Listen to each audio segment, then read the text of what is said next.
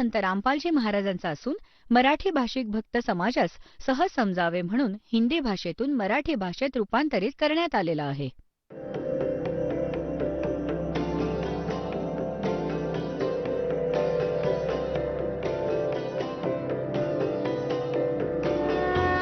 और ज्ञान सब ज्ञानडी कबीर ज्ञान सो ज्ञान और जैसे गोला तोब कायम करता चले मैदान. जगद्गुरु तत्वदर्शी संत रामपालजी महाराजांचे अमृत वचन सर्व पवित्र धर्मांच्या व पवित्र शास्त्रांच्या आधारावर. ह्या भक्ती आणि ह्या कमाईचा हे तर निष्फळ जाऊच नाही शकत. तर म्हणून तुम्ही ह्याच्यात एक विशेष रुची ठेवा. आता बघा, हेच शिवपुराण.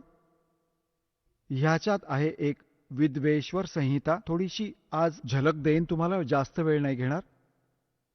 एक वेळ ब्रह्मा आणि विष्णूंची लढाई झाली, भांडण, युद्ध. ब्रह्मा म्हणत होता मी तुझा बाप, विष्णू म्हणाला मी तुझा बाप. ह्याच गोष्टीवरून यांच्यात युद्ध झालं. ही मोठी कहाणी आहे. तर ह्या काळाने विचार केला की हे लढून मरतील. ह्यांच्यामध्ये एक लिंग उभं केलं, सफेद तेजोमय पिलर खूप मोठा उभा. हे युद्ध विसरले आपसातील, त्यांचा शेंडा बुडका शोधू लागले. मोठी गोष्ट आहे. परत हा आला आपला पुत्र सदाशिवाचं रूप धारण करून. त्याने प्रतिज्ञा केलेली आहे की माझ्या खऱ्या रूपात कधी कोणासमोर येणार नाही. तर हा कोणाला विष्णू रूपात दर्शन देतो, कोणाला शिवरूपात, तर कोणाला ब्रह्मा रूपात. तर तिथे तो शिवरूप धारण करून आला. आता बघा, विद्वेश्वर संहिता आणि हे आहे संक्षिप्त शिवपुराण, 24वे पान. इथे या दोघांचं भांडण चालू होतं आणि मध्ये त्याने हा स्तंभ उभा केला. आता इथे येऊया. ब्रह्मा आणि विष्णूने विचारलं, प्रभो, ह्या ज्योती निरंजन काळाला, सदाशिवला सृष्टी वगैरे 5 कृत्यांची लक्षणं काय आहेत ते आम्हा दोघांना सांगा. भगवान शिव म्हणाले, हा काळरूपी ब्रह्म बोलला, माझ्या कर्तव्यांना जाणणं अत्यंत गहन आहे, तथापि मी कृपापूर्वक तुला त्याविषयी सांगत आहे. पुढे जाऊया. आता आपण आलो 26व्या पानावर. ह्यात म्हटले की मुलांनो, आता झाला ना यांचा बाप, ब्रह्मा विष्णू महेशाचा पिता आहे हा. मुलांनो, तुम्ही दोघांनी, ब्रह्मा विष्णूने तपश्चर्या करून प्रसन्न केलेल्या मज परमेश्वराकडून सृष्टी आणि स्थिती नामक 2 कृत्य प्राप्त केली आहेत. ही दोन्ही तुम्हाला खूप प्रिय आहेत. याच प्रकारे माझी विभूती स्वरूप, माझ्यासारख्या चेहऱ्याचे रुद्र आणि महेश्वरने, हा ने आहे, 2 अन्य उत्तम कृत्ये, संहार आणि तिरोभाव माझ्याकडून प्राप्त केली आहेत. हा 5वा कोण आहे? हे 4 तर ब्रह्मा विष्णू महेश व रुद्र झाले. ह्या महेशाचा त्याचाच एक चेहरा आहे रुद्र, आणि तो 11 रुद्रांचा कंट्रोलर आहे. तो रुद्र, तो वेगळा आहे. आणि हे ब्रह्मा विष्णू महेश हे वेगळे आहेत. तर हा 5वा जो बोलत आहे तो आहे काळ दुर्गेचा पती. आता आपल्याला इथून एवढंच घ्यायचं होतं. आता तुम्हाला जे दासाने दाखवलं होतं, हे आधी दासाने परमात्म्याद्वारा सांगितलेली सृष्टी रचना ऐकवली आणि आता या सद्ग्रंथात प्रमाणित होते आहे. तर ह्याने काय सिद्ध झालं की कोण आहे? कौन ब्रह्मा का पिता है और कौन विष्णु की माँ, शंकर का दादा कौन है हमको देव बता. तर ह्या कथेने तुम्हाला सर्वथा सिद्ध होईल की ब्रह्मा विष्णू महेशाचा पिता आणि यांचे आजोबा कोण आहेत. यांचे आजोबा आहेत कबीरजी, ते सत्पुरुष ज्यांनी ह्यांचा पिता ज्योती निरंजनला जन्म दिला. आणि तिथूनच बघ ब्रह्मा विष्णू महेशाचा जन्म झाला ज्योती निरंजन काळाकडून. तर ह्यांचे आजोबा कोण आहेत? कबीर, सत्यपुरुष, ते परमेश्वर आहेत. जो आज दास सत्संग सुरू करू इच्छित होता, करत होता, त्याची तर आत्तापर्यंत भूमिका बनली आहे. आता काय झालं? ह्या तिन्ही देवतांचं दुर्गेने लग्न लावलं. आपलीच 3 रूपं बनवली, सावित्री, लक्ष्मी आणि पार्वती. समुद्रात लपवलं आपल्या वचनांनी. 3 मुली तरुण बनवल्या आणि ह्या जेव्हा तरुण झाल्या त्यांना कोमातून बाहेर आणलं. ह्या तिघींचा विवाह करून दिला. तिथून मग पुढे काळाची सारी सृष्टी सुरू झाली. आता दास जो आज प्रसंग सुरू केला होता, आता तर सुरू होईल माझं काम जे सांगू इच्छित होतो. आता धरमदासजींनी विचारलं, हे परमात्मा, आम्ही खूप नीच आणि पामर प्राणी आहोत. हे भगवान, आम्ही तुमच्याशी विश्वासघात केला, तुमच्याशी चीटिंग केलं, आणि तरीही तुम्ही आमच्यासाठी भटकताय. कशी दया केली दाता. तेव्हा परमात्म्याने म्हटलं की जेव्हा इथे हे प्राणी इतके दुःखी झाले, हाहाकार माजला, तेव्हा कारण की त्या वेळेपर्यंत परमात्म्याला हे सांगायचं होतं, कारण की परमेश्वराने म्हटलं की त्यावेळी जेव्हा इथे हाहाकार माजला, धर्मदास, मी आपला पुत्र जोगजीतचं रूप घेऊन, ज्या पुत्राचं रूप घेऊन यांना काढलं होतं, त्याचंच रूप घेऊन मी तिथे उभा राहिलो जिथे 1,00,000 मानव शरीरधारी प्राणी, स्त्री व पुरुष तिथे भाजले जात होते तप्तशिलेवर, आणि तडफडत होते जीव, खूप तडफडत होते, वाईट हाल होत होते. तर तिथे माझ्या जाण्याने सर्व जीवांची ती तडफड तर संपली. ती तबकडी, ती तप्तशिला तर अशीच्या अशी जळत होती, पण माझ्या कृपेने त्यांना धग लागत नव्हती. सगळे बसून एकतर रडत होते, पण समोर मला बघून म्हणाले की हे भगवान, आम्ही इथे कोणत्या पापाच्या कर्माची फळं भोगतोय, दुःख भोगतोय. कारण की सगळ्यांना हे माहीत आहे की आपल्या करणीची फळं भोगावी लागतात. तेव्हा परमात्मा म्हणाले, बाबांनो, हे जे तप्तशिलेचं दुःख आहे ना, ते इथलं नाहीये. सतलोकात तुम्ही चुका केल्या, ती शिक्षा आहे. मग सारी सृष्टीरचना सांगितली, तर तिथे तर सगळे दुःखी होते. सगळ्यांना माहीत होतं, ना कोणी मुलगा सोबत होता, ना मुलगी सोबत होती, ना काही संपत्ती सोबत होती, ना कोणी नातेवाईक सोबत होते. एकटेच भाजले जात होते, मार खात होते. तर तिथे सगळ्यांनी स्वीकार केलं जे मालक सांगत होते, आणि म्हणाले, हे भगवान, आम्हाला सोडवा ह्या अन्यायी काळापासून. परमात्मा म्हणाले, असं नाही. आता इथे परमात्म्याने म्हटलं की चोर करूं तो मेरा वचन नसाई, जब तुम जाए धरो जग नर देहा, तब तुम करना मम सत सबद स्नेहा. जेव्हा तुम्ही संसारात जाल, मानव शरीर प्राप्त होईल, तेव्हा माझा कोणी दास ह्या सत्य ज्ञानाला, सत्य नामाला ऐकवत असेल, सांगत असेल, तेव्हा त्याला शरण जा, तेव्हा तुम्हाला मोक्ष मिळेल, नाहीतर नाही होऊ शकत. तेव्हा ते म्हणाले की हे परमात्मा, आता जर तो जन्म मनुष्याचा झाला, तर तो संत शोधू आणि तुम्हाला शरण, तुमची भक्ती करत जाऊ, आणि दुसरी काही पूजा आम्ही करणार नाही. तर इथे हे 3 गुण यांना भ्रमित करतात. त्यांना माहीत नाही कुठे होतो, कोठे जन्मलो होतो, कसा अन्याय केलाय आमच्यावर. तर मग काय झालं? परमात्मा म्हणाले की तिथे ऋषी, महाऋषी पण तिथे भाजले जात होते, जे इथे मंडलेश्वर मिरवत होते. तेव्हा परमात्मा म्हणाले, तू निराकार सांगतोस या काळाला, ज्योती निरंजनला, आत्ता येईल तुम्हाला खायला. बघा, तो आला समोर.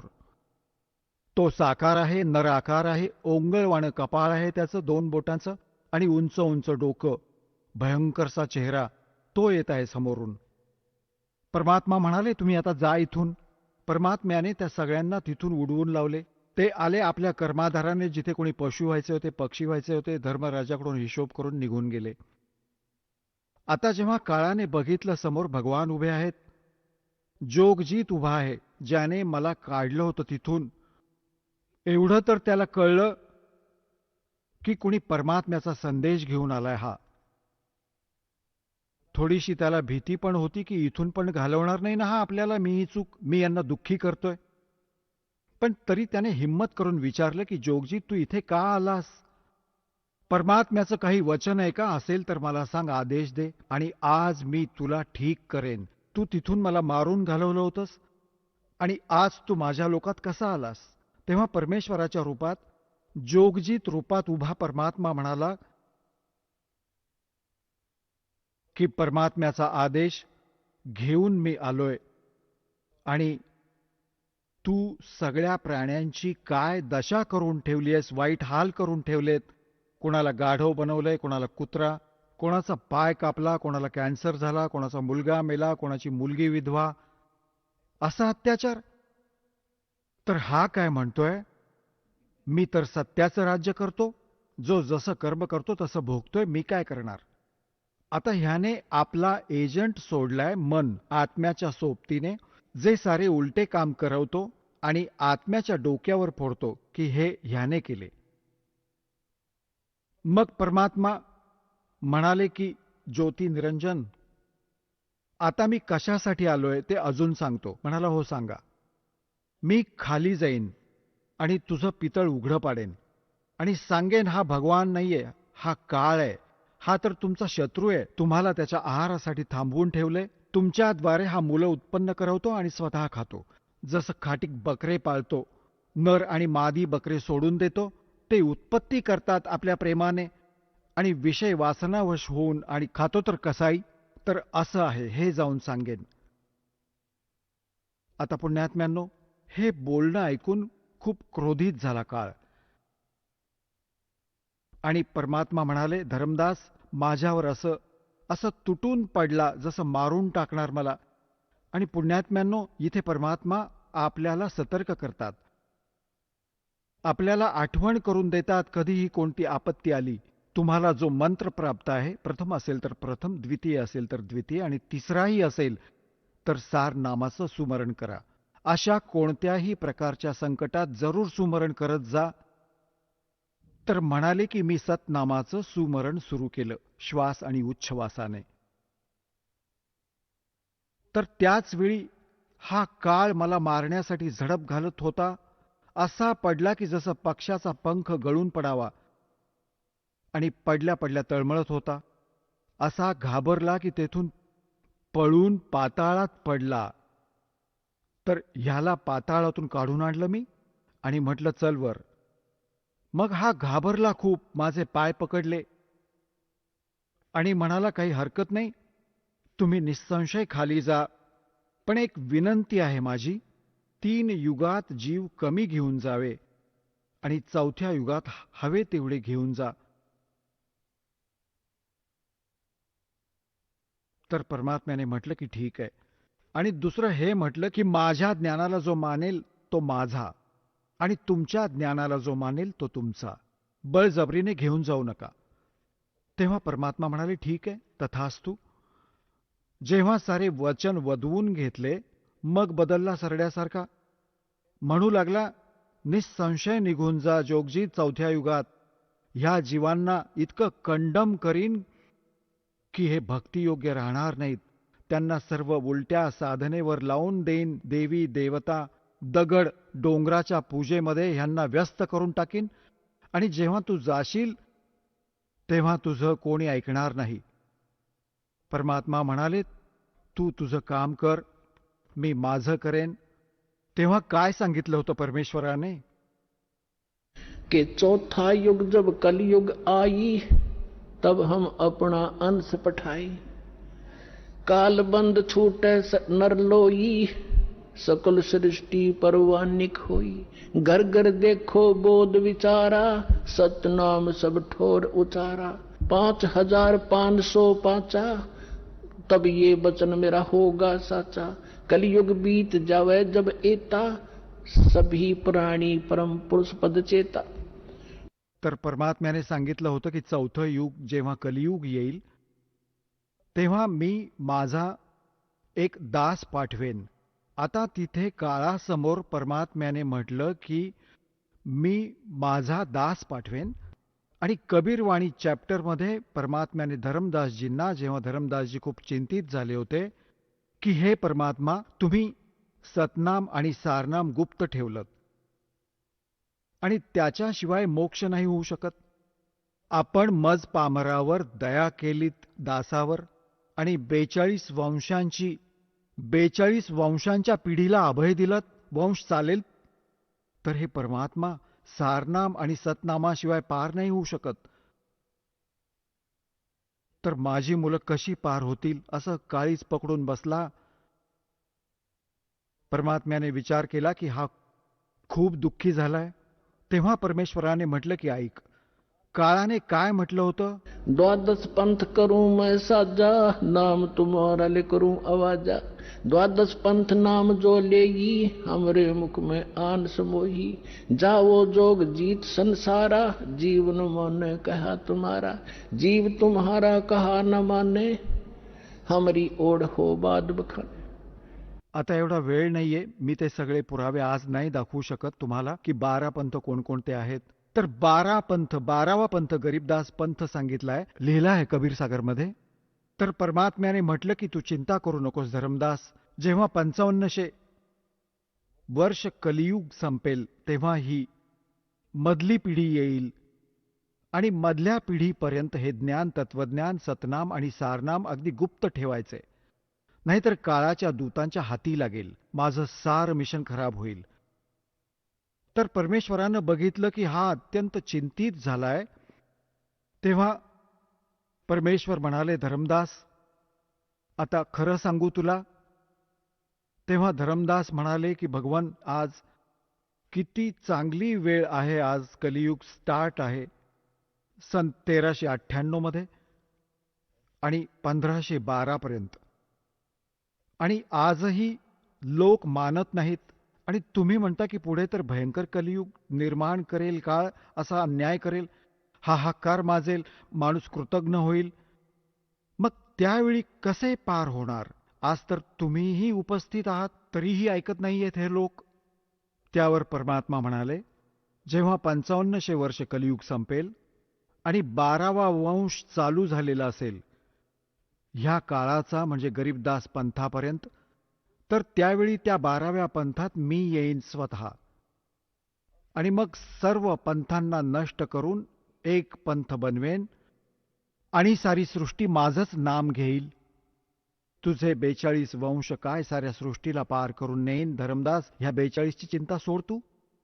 तेव्हा त्याला थोडा धीर आला आणि काळासमोर परमात्म्याने थोडी गुप्तता ठेवली की माझा अंश पाठवेन आणि तो साऱ्या पूर्ण सृष्टीला. और घर घर देखो बोध विचारा, और सतनाम सब ठोड उचारा. तुम्ही पाहताय आज ही ज्ञानगंगा घराघरात पोहोचली आहे. कुठे बघितले कोणी व्यक्ती पुस्तक खरेदी करताना किंवा पुस्तक विकलेलं बघितलं का तुम्ही? गावांमध्ये, शहरांमध्ये कोणी भाजी विकतो, कोणी कांदा विकतो, कोणी दोडका भोपळा विकतो, हे तर बघितलं होतं. तर परमात्म्याने म्हटलं होतं, घर घर देखो बोध विचारा. माझ्या ह्या ज्ञानाची चर्चा घराघरात सुरू होईल आणि सारी सृष्टी नाम घेईल आणि सतनाम सगळ्यांना सांगितलं जाईल आणि परमात्म्याच्या त्या परमपदाची, सतलोकाची सगळ्यांना माहिती मिळेल. संपूर्ण विश्व मी पार करेन. तर ती वेळ आली आहे पुण्यात्म्यांनो. आणि हा दास आहे, त्या परमात्म्याने पाठवलेला दास आहे आणि तुम्ही सगळे पार व्हाल. बोलो सतगुरुदेव.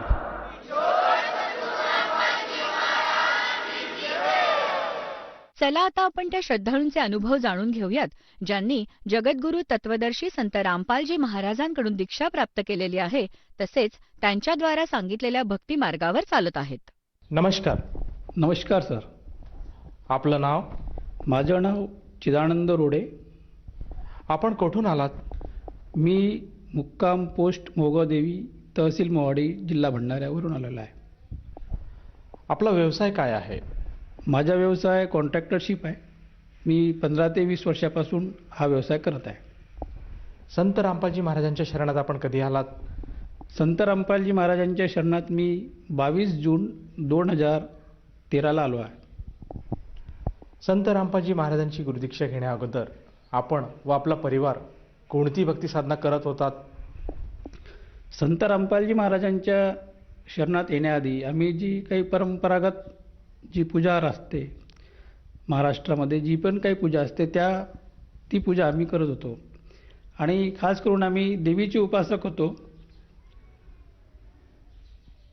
जे आमचे आईवडील ज्यांना गुरु केलं होतं ते शक्ती उपासक आहेत. त्यांनी शक्तीची आराधना जे बी काही सांगितले आहे त्या हिशोबाने आम्ही करत होतो. आमचे आईवडीलसुद्धा दत्त उपासक होते. काळ्या देवाची पूजा करत होते ती पण नित्य नियमाने आमच्या घरी होत होती. आमच्या घरी त्याचप्रमाणे बऱ्याच वर्षापासून गणपतीसुद्धा मांडण्यात येत होता. त्याची पूजा पण आम्ही नित्यनियमाने 10 दिवस वगैरे करायचे. याच्यामध्ये जेव्हा मी लहान होतो तेव्हा मला अध्यात्माचा खूप छंद होता. माझा जन्मच मूळतः हा मंदिरातून झालेला आहे. ज्या गुरूंकडून आमच्या आईवडिलांनी दीक्षा घेतली होती त्यांनीच तुमच्या घरी मी येणार असं सांगितलं आणि तोच महिना आईला चुकला. आईला असं वाटलं की बा आपल्याला मुलगी होणार, कारण शक्ती उपासक होते, पण मुलगी नव्हता, मुलगा झाला. लहानपणी असताना मला एक असं आठवते की बा शाळेतून परत येताना मला एक सवय होती की मी काही त्यावेळच्या कविता म्हणायचा, काही भजनं म्हणायचे. असं करता करता मी खूप म्हणजे गुणगुण जायचा आणि वापस यायचा आपल्या घरी. तेव्हा वापस येताना मला माझ्यासोबत एक साप डोलत आहे, माझ्यासोबत साप डोलत आहे असं वाटलं. मला त्याच्याकडे लक्ष केलं तर मला खूप म्हणजे भीती वाटली आणि मी खूप जोराने पळत आपल्या घरी गेलो. त्या रात्री मला असं स्वप्नात आलं की बा तू कशाला पळत गेला रे. मी होतो तेव्हा ते आमचे आईवडिलांचे जे गुरु होते ते त्या रूपात मला दिसले. त्याच्यानंतर जसं मोठा होत आलो मला पण असं वाटलं की आपण पण गुरु करायचा. मी त्या गुरुजींना विनंती केली की मला गुरु दीक्षा द्यावी. त्यांनी म्हटलं की बा माझे तर कर्तव्यच आहे, मी गुरुदीक्षा नक्की देणार. आईला म्हटलं तर म्हणे सध्या घेऊ नको, लग्नानंतर तू आपली गुरुदीक्षा घे. पण त्या गुरुजींनी मला दीक्षा दिली. दीक्षेनंतर मला असं वाटायचं की मी या धर्तीवरचा आहेच नाही, मी कुठून तरी आलो आहे. पण मी कोण आहे, मी इथे कशाला आलो, या असे प्रश्न मला पडायला लागले आणि तेव्हापासून मी या प्रश्नाच्या शोधात होतो. आणि त्यांनी दिलेल्या जी साधना होती, जी उपासना होती, जो मंत्र होता, त्या मंत्राचा सुद्धा जाप त्यावेळेस करत राहायचा. मला माझ्या जीवनामध्ये समोर काय होईल ही जाणण्याची लालसा होती. त्याच्यासाठी नागपूरमध्ये पट्टीवरती भविष्य सांगणारे भेटले. ते अंगठाचा ठसा घ्यायचे आणि त्या अंगठाच्या ठस्यावरून तुम्ही काय होणार भविष्य सांगायचे. त्यांचं म्हणणं असं होतं की बा हे जे आहे हे शंकर आणि पार्वती यांच्यामधील संवाद आहे, जे त्या जीवासाठी त्यांनी ज्या गोष्टी बोलल्या त्या गोष्टी त्या पट्टीत लिहिलेल्या आहेत असं सांगायच्या. त्याच्यामध्ये निव्वळ ठसा घेऊन आणि फक्त नाव घेऊन त्याची पूर्ण शहानिशा करायचे, सांगायचे की बा तुमच्या आईचं नाव हे आहे का, हो, तर मग समोरचा प्रश्न तुमचे वडिलाचं नाव हे आहे का, नाही, तर मग ते पट्टी अलग करायचे. दुसरी पट्टी घेऊन तुमच्या आईचं नाव हे आहे का, तुमच्या वडिलाचं नाव हे आहे का, तुम्हाला इतके भाऊ आहेत का, हे पूर्ण शहानिशा करून त्याच्यानंतर मग त्यांनी पट्टी वाचून सांगितली की तुम्ही मागच्या जन्मात काय होते, आता तुमच्या या जीवनात काय घडेल. तर त्यांनी हे सांगितलं होतं की बा 37व्या वर्षी तुम्हाला गुरु मिळतील. मला असं वाटलं की बा मला तर गुरु आहेतच, पुन्हा कोण गुरु भेटणार.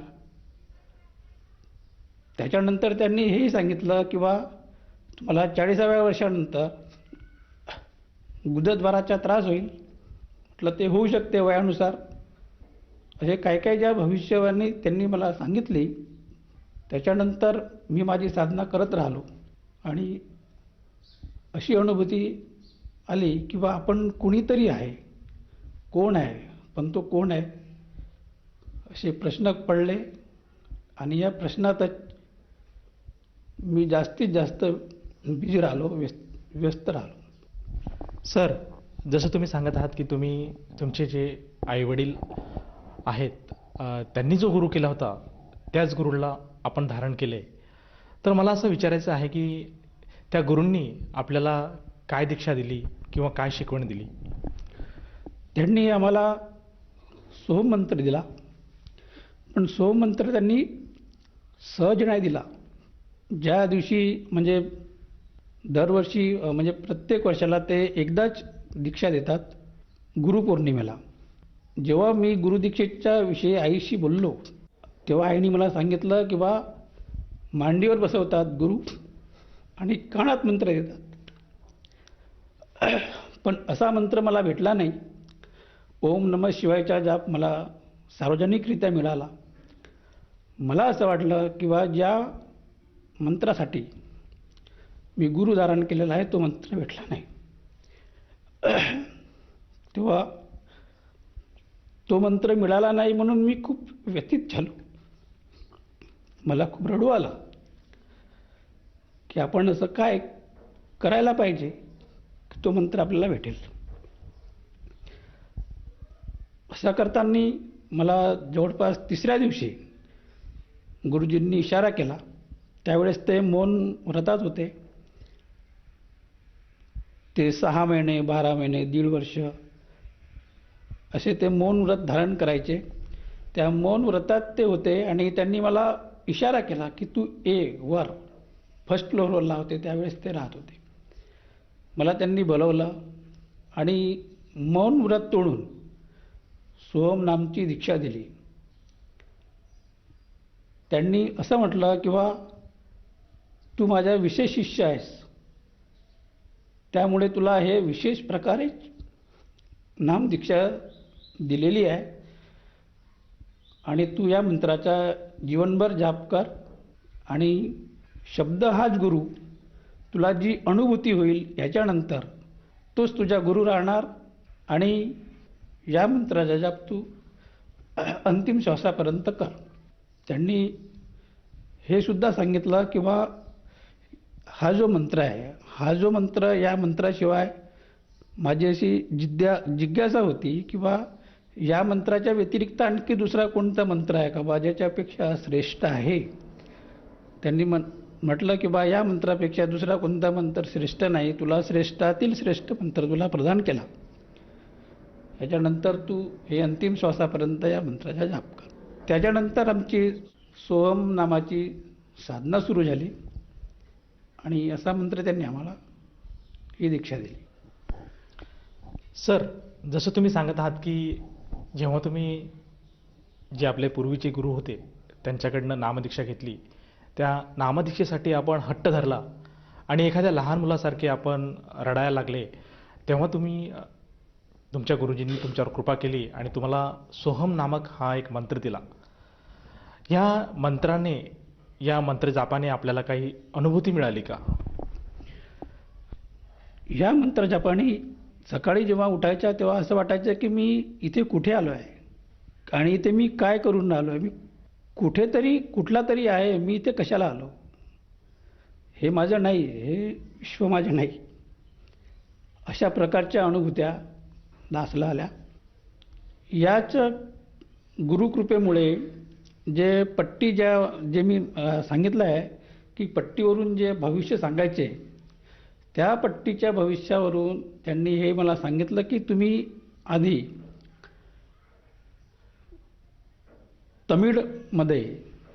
तमिळनाडूमध्ये तुमचा जन्म झाला होता, तुमचं नाव आनंद होतं, तुम्ही त्यावेळेस गरीब होता, कुंभाराचे मुलगा होता पण गरीब होता, पण तो जो परंपरागत जो व्यवसाय होता तो तुम्हाला आवडला नाही.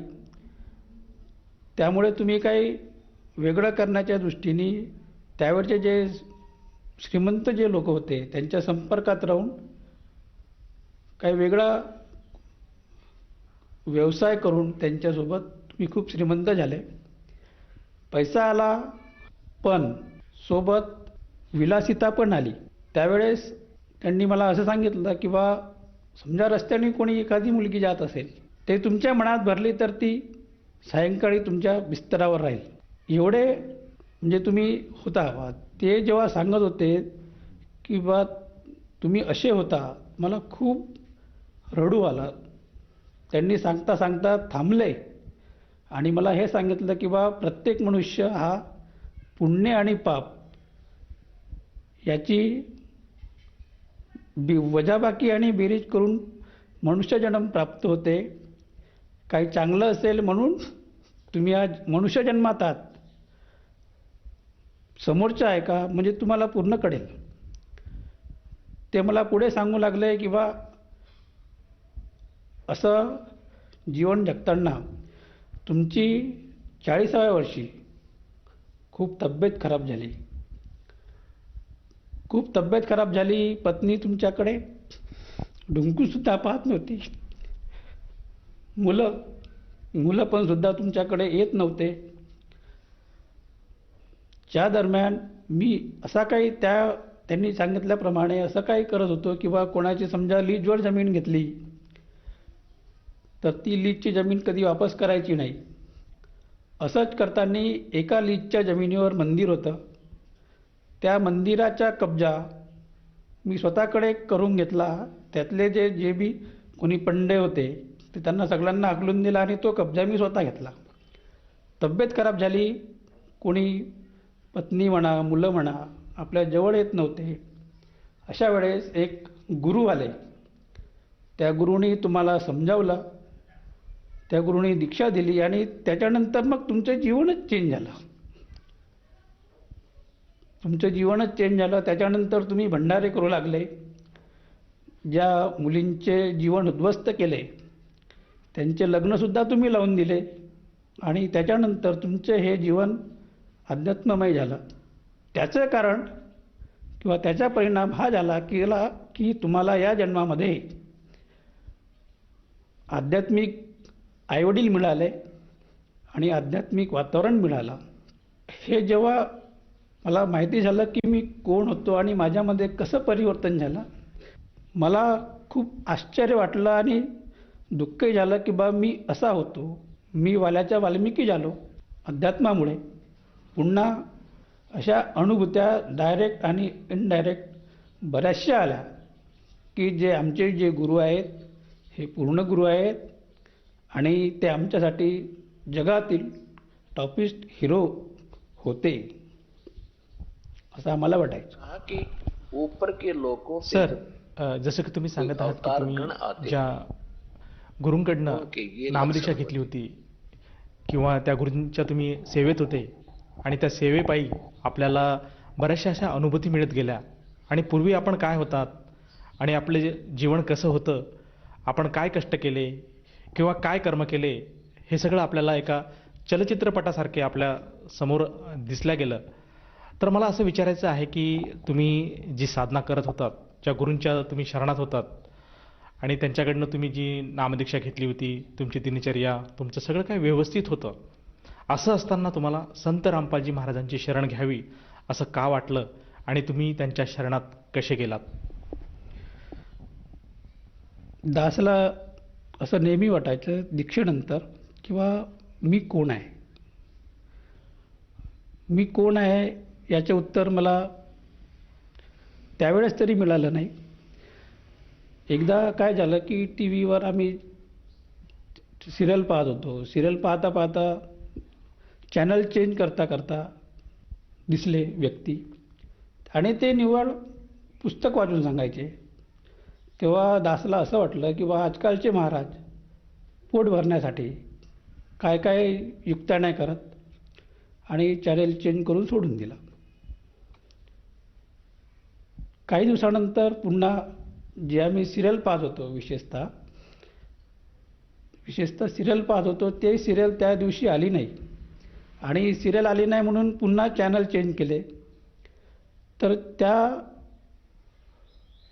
चॅनलवर असं आलं चेंज करता करता की कौन है ब्रह्मा का पिता, कौन है विष्णु की माँ, शंकर का दादा कौन है हमको दे बता. हे जेव्हा मी ऐकलं तेव्हा माझ्या अंगावर असे शहारे आले की असं ज्ञान ब्रह्मा विष्णू महेशचे पण आईवडील आहेत, शंकराचे दादा म्हणजे शंकराचे आजोबासुद्धा आहेत, कोण असा सांगतोय. म्हणून पुढे सिरियल पाहायला लागलो आम्ही. तो जो पूर्ण एपिसोड होता तो पूर्ण एपिसोड पाहिला. ते होते संत रामपालजी महाराज. त्याच्यानंतर ज्ञानाविषयी आधी मला खूप लालसा होती. त्या लालसेपायी ते जे सांगत गेले त्या ह्याच्यामध्ये त्या प्रश्नाची तर उत्तर भेटली नाही की कोण ब्रह्माचा वडील आहे, कोण ब्रह्माचे पिता आहेत, विष्णूचे पिता आहेत. त्या एपिसोडमध्ये त्या प्रश्नाचे उत्तर नाही भेटलं.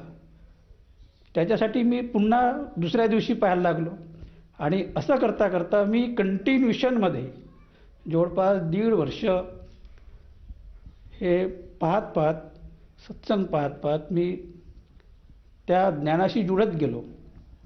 त्याच्यानंतर मला माझ्या जे काही प्रश्न होते ते प्रश्न सॉल्व झाले की कोण ब्रह्माचा पिता आहे, कोण विष्णूची आई आहे, कोण शंकराचे दादा आहेत आणि विशेषतः म्हणजे मी कोण आहे. संत रामपालजी महाराजांनी जी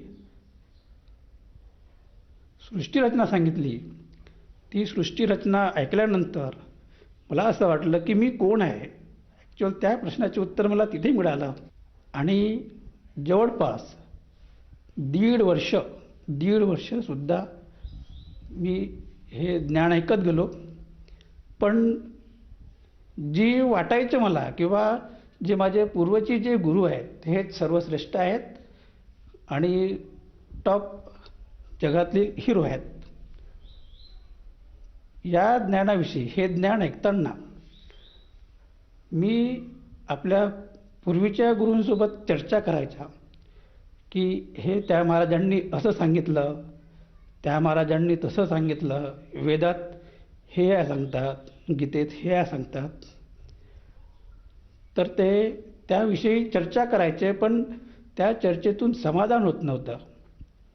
जे आमचे पूर्वीचे जे गुरुभाई होते त्यांच्यासोबत पण मी चर्चा करायचा की अशी एक सिरियल येते ती बघ, त्याच्यात गुरुजी असे सांगतात, त्याच्यात तसे सांगतात.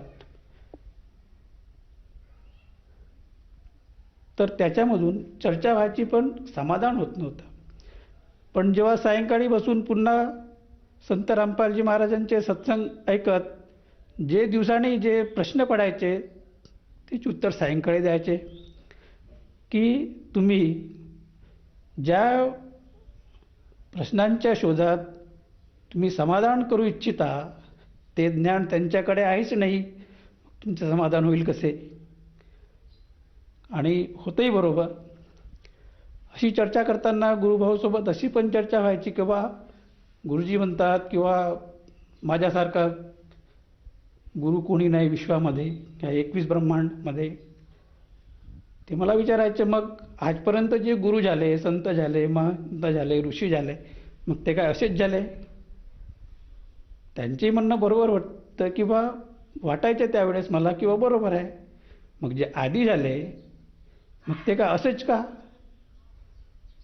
नंतर मग गुरुजी जेव्हा सांगायचे किंवा प्रमाण देऊन किंवा हे जे ज्ञान आहे हे ब्रह्माला सुद्धा नाही, हे ज्ञान विष्णूला सुद्धा नाही, हे ज्ञान शंकराला सुद्धा नाही, इवन त्याचे वडील ब्रह्मला सुद्धा हे ज्ञान नाही, इवन ज्या मातेची मी भक्ती करत होतो त्या मातेला सुद्धा हे ज्ञान नाही. हे मला त्यांच्या संत रामपालजी महाराजांच्या सत्संगातून कळलं की हे ज्ञान मग ऋषीमुनींना कसं आलं, या संतांना जवळ कसं आलं की जे ज्ञान या देवी देवतांकडे नाही. आणि संत रामपालजी महाराजांचं मला असं वाटायचं की बा ते पोट भरायसाठी पुस्तकं वाचून सांगतात. त्याच्यानंतर मला हे कळलं की बा ते पुस्तकं वाचून का सांगतात. त्यांनी पुस्तकं वाचून सांगितले नसते, धर्मग्रंथ वाचून सांगितले नसते तर आम्हाला त्या धर्मग्रंथात काय लिहिलं आहे हे कळलंच नसतं. निवड मुखाने सांगितलं असतं तर आम्ही त्यांच्यावर कधी विश्वासच ठेवला नसता. हे मला नंतर कळलं की ते वाचून सांगणे आमच्या आमच्यासारख्या मूर्ख लोकांसाठी किती आवश्यक आहे. मी जेव्हा सत्संग ऐकायला सुरुवात केली संत रामपालजी महाराजांची, तेव्हा खाली एक पट्टी यायची की बा या फोन नंबरवर तुम्ही पुस्तक मागवू शकता, ज्ञानगंगा. मी पहिली ज्ञानगंगा मागवली आणि ती माझ्या पूर्वीच्या गुरूंना दिली. दुसरी पुस्तक मागवली, मी माझ्या स्वतःकडे ठेवली. तिसरी मागवली, मी माझ्या परिवारात ठेवली. अशा मी अनेक पुस्तकी मागवल्या फ्रीमध्ये, आणि ज्याचे मी संपर्कात होतो त्या सगळ्यांना मी ती देत होतो. माझ्या गुरूंना मी हे विचारलं की बा या पुस्तकात जे लिहिलं ते काय आहे. त्यांनी सांगितलं का मी विचार करून सांगतो की याच्यात मुख्य काय आहे. असं करता करता काही दिवस लोटले, पण मी माझा प्रश्न कधी सोडला नाही. व गुरुजी याच्यात जे लिहिलं आहे ते काय आहे, सत्य आहे की असत्य आहे. त्यांनी एकदा मला सांगितलं की बा या पुस्तकामध्ये जे पण काही लिहिलेलं आहे ते बिलकुल सत्य आहे. मग सत्य आहे तर मग काय, सत्य आहे तर मग काय. त्यांनी हे म्हटलं की बा मी मातेला सोडू शकत नाही. तुला असं वाटत असेल की तुझा फायदा आहे तर तू जरूर जा. तेथपर्यंत मला असं कधी वाटलं नाही का आपण संत रामपालजी महाराजांच्या आश्रमात जायचं. सत्संगामध्ये गुरुजी एकदा कळवळीनं सांगत होते की बा बेटा, मैं आपके लिए पलके बिछाए खडा हूं. हे शब्द मी जेव्हा ऐकले मला असं वाटलं ते मलाच म्हणून आले, ते माझ्यासाठी शब्द आहेत. आणि पलके बिछाए खडा, पलके बिछाए हे शब्द जे होते खूप टोचले. आणि त्यावेळेस मी ठरवलं की कमीत कमी आपण आश्रमात जाऊन यायला पाहिजे. तर आम्ही विथ परिवार आश्रमात गेलो. आश्रमात जाण्याआधी जे रात्रीची वेळ होती ट्रेनमध्ये, त्यांनी आम्हाला त्या बरवाल्याबद्दल काहीच माहिती नव्हतं. प्रायव्हेटमध्ये आम्ही रिझर्वेशन केलं होतं, पण उतरायचे कुठे, काय कुठे. तर आम्ही जे ट्रेनमध्ये जे लोक होते त्यांना विचारायचो की बा कुठे उतरायचं. टीटीने सांगितलं का बा या स्थानावर तुम्ही उतरा, तिथे त्या आश्रमच्या गाड्या येतात जिनमध्ये. आम्ही गेलो, आश्रमात गेलो आणि त्याच्यानंतर दुसऱ्या दिवशी सत्संग सुरू झाले. सत्संग ऐकले. त्याच्यानंतर मला एक शंका समाधान म्हणून एका रूमच्या बाहेर लिहिलं होतं शंका समाधान. त्या शंका समाधानामध्ये आम्ही गेलो. काही तिथे शिष्य होते त्या संत रामपालजी महाराजांचे, काही चर्चा करत होते, आपल्या शंकेचे समाधान करत होते. मला पण माझी शंका होती. मी तर ते आश्रम पाहायलाच गेलो होतो. त्या आश्रममध्ये त्यांनी मला विचारलं आपण कुठून आलात, कसे आलात, म्हणजे कशाला आले. त्यांना पूर्ण माहिती सांगितली. त्यांनी म्हणाले की बा तुम्ही गुरु करा, संत रामपालजी महाराजांना कडून दीक्षा घ्या. म्हटलं दीक्षा घ्यायची काय गरज आहे, गुरु तर मला आहेच. त्यांनी मला विचारलं गुरु आहे, बरोबर आहे, त्यांनी तुम्हाला काय दीक्षा दिली. त्याच्यानंतर मी त्यांना सांगितलं सोहम. परिचय करून देत असताना मी त्यांनाही सांगितलं की आमचे गुरु हे शक्ती उपासक आहेत. शक्ती उपासक आहेत तुमचे गुरु.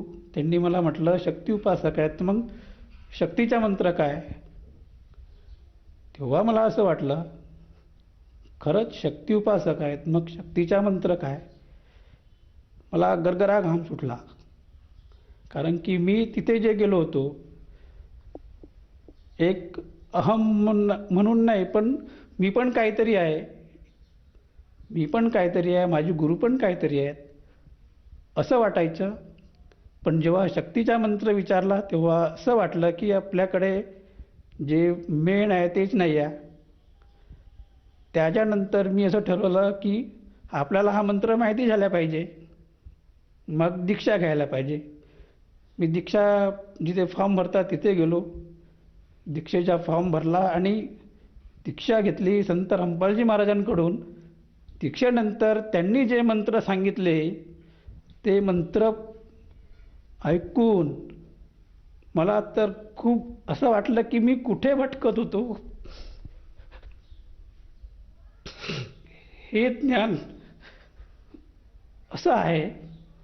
आम्ही चक्रांची नावं ऐकली, देवी देवतांचे ते स्थान आम्हाला माहिती होतं आपल्या शरीरामध्ये कुठे आहेत, पण त्या देवी देवतांचे जे मंत्र आहेत आम्हाला माहितीच नव्हते. आणि या मंत्राशिवाय समोरचा प्रवास अशक्य आहे हे त्याच्यानंतर कळलं, ज्यावेळेस आम्ही संत रामपालजी महाराजांकडून दीक्षा घेतली.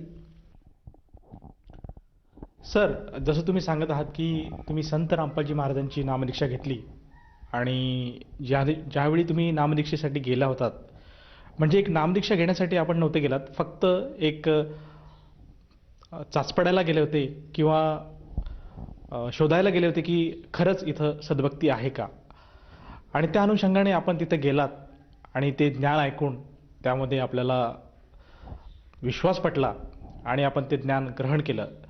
तर ह्या ज्ञानाने आपण आपला पुढचा प्रवास कसा केला आणि ही सद्भक्ती आपण कशी स्वीकारली? हे मंत्र जेव्हा मला माहिती झाले की बा या देवतांचे हे मूळ मंत्र आहेत, त्याच्यानंतर मग असं वाटलं की बा जे मला ज्ञान पहिल्यांदा मी 1.5 वर्ष जरी ऐकलं पण समजलं नव्हतं. काहीसं समजलं पण काय बरंचसं समजलं नव्हतं. नंतर माझ्या लक्षात आलं. मग पुन्हा या ज्ञानाची आम्ही पुस्तकं घेतली, CD घेतली आश्रममधून, पूर्ण पाहिली, ऐकली. त्याच्यानंतर मग पूर्णरित्या ॲक्च्युअल त्यांनी जी दृष्टी खोलली त्या दृष्टीने हे ज्ञान पूर्णतः लक्षात आलं.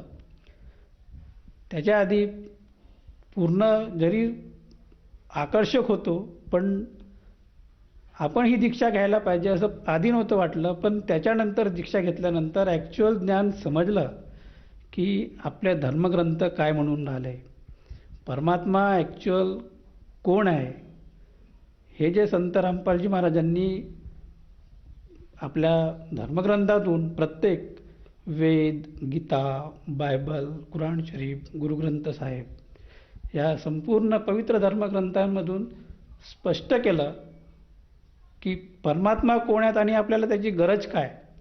त्याच्यानंतर कळलं की मी ॲक्च्युअल कोण आहे आणि मी इथे कशाला आलो आणि मला कुठे समोर पुढचा प्रवास म्हणजे काय करायचा आहे हे नंतर कळलं की बा आपण सतलोकातून आलो आणि सतलोकात आपल्याला जायचं आहे. त्याच्यासाठी जे ओम तत्सत हे जे मंत्र आहे आपल्या गीतेमध्ये, त्याचा अर्थ नंतर मला कळू लागला की बा पूर्ण परमात्म्याला जर प्राप्त करायचे असेल तर ह्या ओम तत्सत या 3 विधीनी तो मोक्ष, तो सतलोक प्राप्त करता येईल. सर, जसं तुम्ही सांगत आहात की संत रामपालजी महाराजांच्या शरणात आल्यानंतर आपल्याला सद्भक्ती कळाली आणि जी आपल्या जीवनामध्ये जी खोज होती की आपण कुठून आला आहात आणि आपल्याला कुठे जायचं आहे हे आपल्याला कळालं. तर जेव्हा आपण संत रामपालजी महाराजांची भक्ती स्वीकारली आणि त्या भक्ती साधनेने आपल्याला व आपल्या परिवाराला काय काय लाभ प्राप्त झालेत?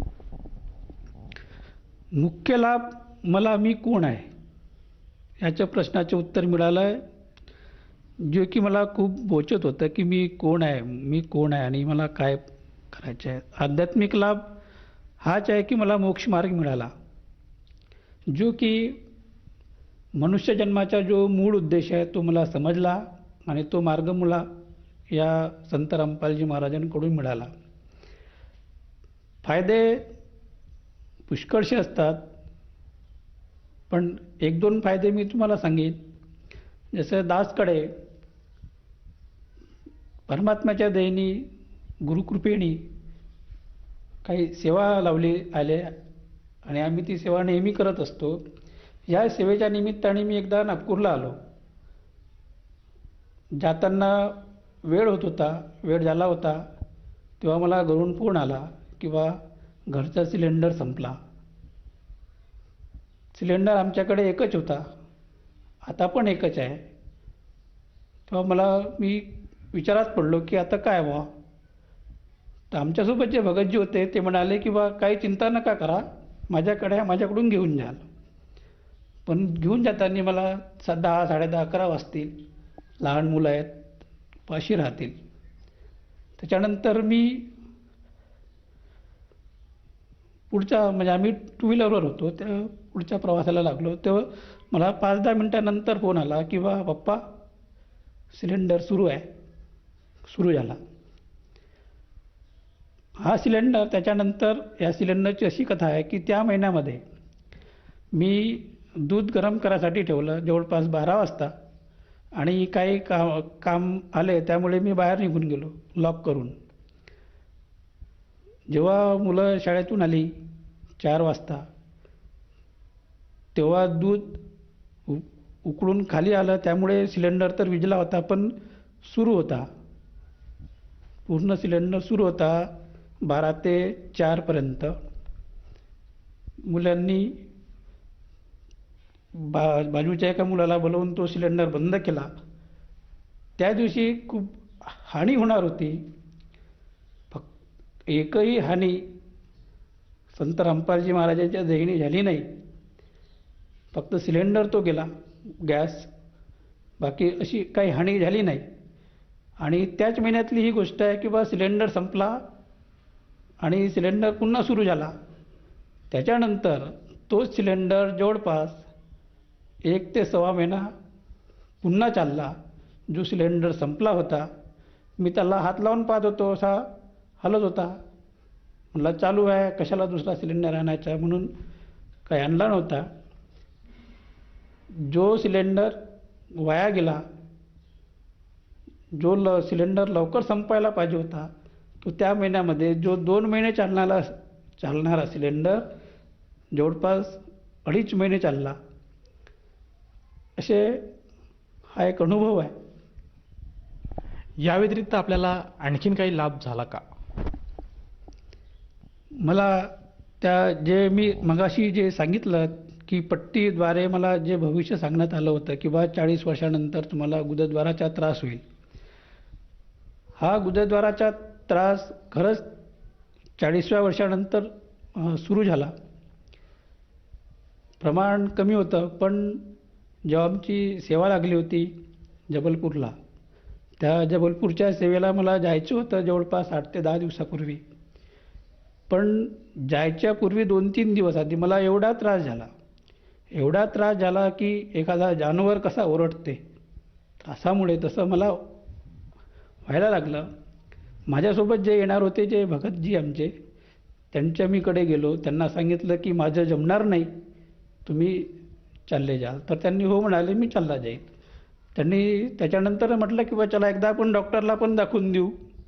तर आम्ही डॉक्टरकडे गेलो. त्यांनी औषधी दिली आणि जायच्या मी 3ऱ्या दिवशी जाणार होतो. मला 2 दिवसातच पूर्णतः बरं झालं. तेव्हा मी परमात्म्याला हीच विनंती केली होती आधी की मी हे परमात्मा सेवेपासून मला वंचित करू नका, मला येऊ द्या. तर ही विनंती परमात्म्याने ऐकली, संत रामपालजी महाराजांनी ऐकली आणि मी त्या 2 दिवसामध्येच बरा झालो. त्याच्यानंतर आम्ही सेवेला गेलो. सेवेला पूर्ण सेवा झाली आणि त्याच्यानंतर मी कधीच कुठलीच गोळी किंवा औषधी या मूळव्याधीसाठी घेतलेली नाही. आज परमात्म्याच्या दयेने बरा आहे. सर, जसं तुम्ही सांगत आहात की संत रामपालजी महाराजांच्या सतसाधनेमुळे आपल्याला बरेचसे असे शारीरिक आणि काही चमत्कारसुद्धा अनुभवायला मिळाले. तर या अनुषंगाने आपण जे श्रोतावर्ग आज आपल्याला बघत आहात किंवा जे आपले पूर्वीचे जे गुरुबंधू आहेत, त्यांना आपण काय संदेश देऊ इच्छिता? संदेश तर मी देणार नाही, त्या लायकीचा नाही. संदेश दररोज संत रामपालजी महाराज त्यांच्या सत्संगातून देतात. मी फक्त कळकळीची विनंती करणार, जे आमचे गुरुबंधू आहेत, जे तत्सम आम्ही जरी मी या गुरूंशी जुळलेलो होतो तरी पण गायत्री परिवारामध्ये जे बी काय कार्यक्रम व्हायचे त्या कार्यक्रमाला आम्ही जायचो. जे अन्य जे गुरूंकडे आहे, जसे तुकडोजी महाराजांचे कुठे कार्यक्रम व्हायचे त्या कार्यक्रमाला मी जायचो, तिथे सहभाग करायचा. आसाराम बापूंच्या कार्यक्रमात आम्ही जायचो, तिथे सहभाग करायचा. तर या सगळ्यांना अशी विनंती राहील की आपल्या गुरूंनी दिलेला जो मंत्र आहे,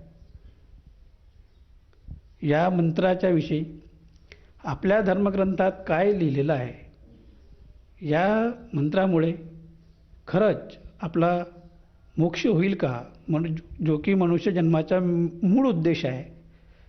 माझा अनुभव असा आहे की या मंत्रामुळे मोक्ष नाही तर जे गीतेमध्ये जे सांगितलं आहे ओम तत्सत, या मंत्रामुळे आपला खरंच मोक्ष होईल.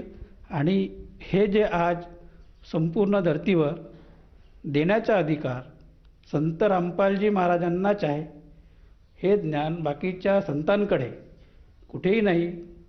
आज आपण सोहम मंत्राला खूप श्रेष्ठ मंत्र समजतो. माझ्या अनुभवानुसार जे मी 1.5 वर्ष या ज्ञानाचा सखोल अभ्यास केला त्याच्यावरून मी माझा अनुभव सांगतो की केवळ सोहम नामाने आपला मोक्ष होणार नाही, उलट हा अर्धवट मंत्र आहे. या अर्धवट मंत्राने आपला मोक्ष होणार नाही. त्याच्यासाठी संत रामपालजी महाराजांची शरण घ्या. त्याच्या आधी त्यांनी जे ज्ञान सांगितलं ते समजून घ्या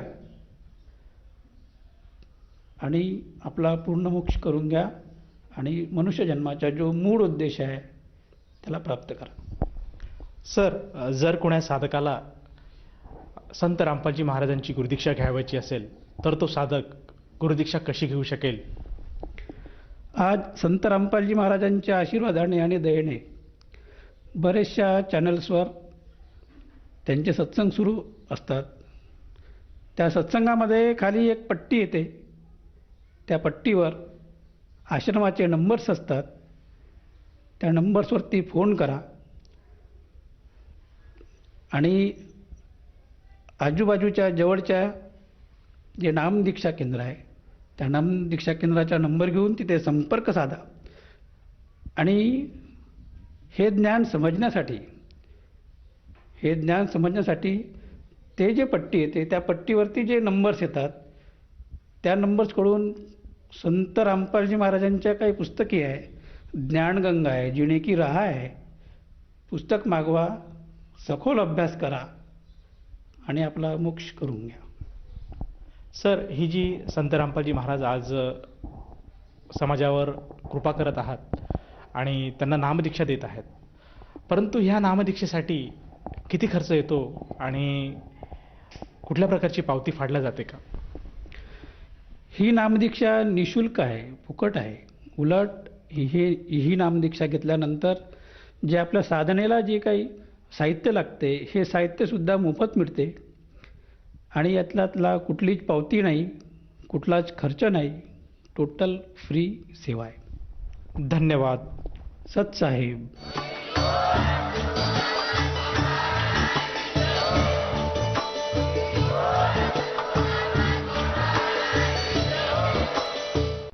आपण ऐकत होता जगद्गुरु तत्वदर्शी संत रामपालजी महाराजांचे मंगल प्रवचन.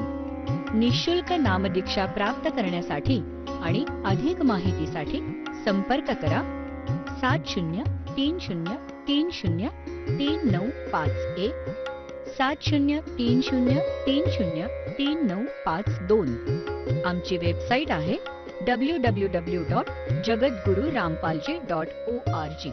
सर्व पवित्र धर्मांच्या व पवित्र शास्त्रांवर आधारित प्रमाणित अनमोल पुस्तक ज्ञानगंगा किंवा जगण्याचा मार्ग यापैकी कोणतेही एक पुस्तक निशुल्क मागवण्यासाठी आम्हाला आपले पूर्ण नाव, पूर्ण पत्ता, पिनकोड सहित आणि फोन नंबर लिहून 7030303951 7030303952 नंबरवर SMS करू शकता किंवा आम्हाला 7030303950 नंबरवर